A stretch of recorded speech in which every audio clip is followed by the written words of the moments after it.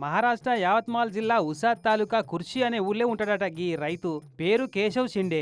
అయితే ఈ రైతు పొలం మీదంగా వార్దా, నాందేడ్ సిటీల నడుమ కొత్త రైల్వే లైన్ వరుస్తందుకు ప్లాన్ వేసిందట రైల్వే. ఇక లైన్ వరవాలంటే 2 దిక్కుల భూమి జాగా సేకరించాలి కదా. ఇక అటనే అందరితో పాటు ఈ కేశవ్ షిండేకు ఉన్న 7 ఎకరాల పొలం జాగా తీసుకుంటందుకు కూడా ఒప్పందం అయిపోయింది. ఇక అన్ని అట్లనే లెక్కగట్టి జాగ ఎట్లుంది, ఎట్లా ప్లాన్ గీయాలని సర్వే కోసం వచ్చిన రైల్వే ఉద్యోగులలో ఒక ఆయన నుండి పొలం నడిమిట్లున్న ఈ చెట్టును చూసి షాక్ అయిందట.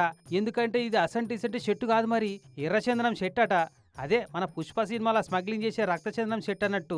ఎంతో లేదన్నా 100 ఏళ్ల మీద వయసు ఉంటుందట చెట్టు. ఇక ఆయన దబ్బున ఆ రైతును పిలిచి, ఏమయ్యా కేశవ్ షిండే, నీ పొలంలో ఇంత ఇలువగల చెట్టు ఉంది కదా, నీకు తెలియదా ముచ్చట అని అంటే, తెలియదు సారు అని ఆ షిండే ఆయన కొడుకులు కూడా చెప్పిరట. ఇక తెలిసినాక ఊకుంటారా, ఆయనతో ఈ ముచ్చట రైల్వే అధికారులకు లెటర్ రాసిరట.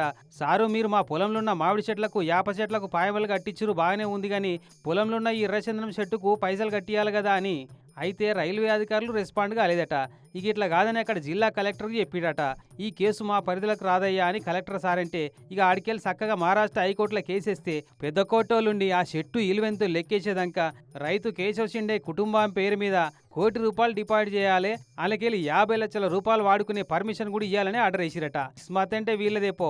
ఈ రక్తచందనం చెట్టు విలువ ఎంతో లేదన్నా ₹4,75,00,000 దాకా ఉంటుందని అంచనా కట్టిరట.